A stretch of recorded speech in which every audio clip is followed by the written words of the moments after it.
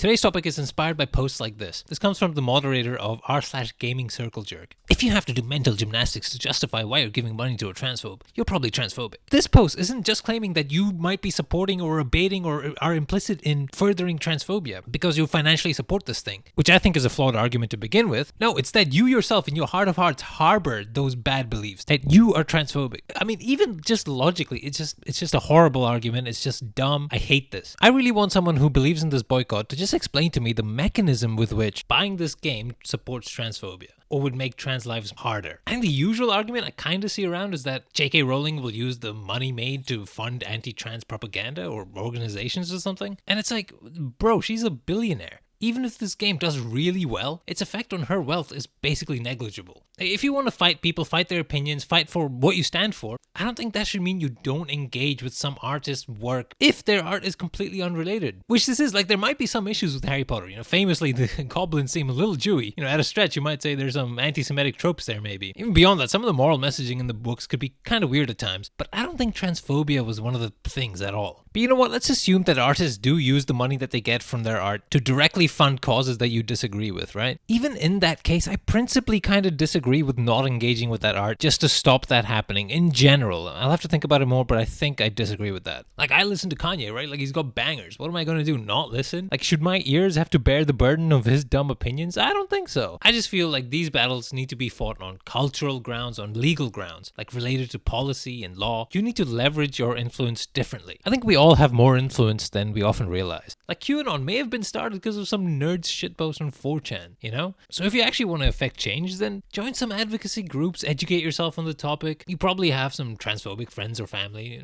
Maybe have little friendly arguments with them about it. Learn from that, Share your knowledge with others. Learn about the bills that are being discussed in your area or country or whatever. How you might have an influence on that. It all makes a difference. Beliefs spread like ripples in a pond. And you can all genuinely make a bit of a splash. But just like dogmatically whining about people buying this game, it does nothing. Okay, as always, if you disagree, then let me know.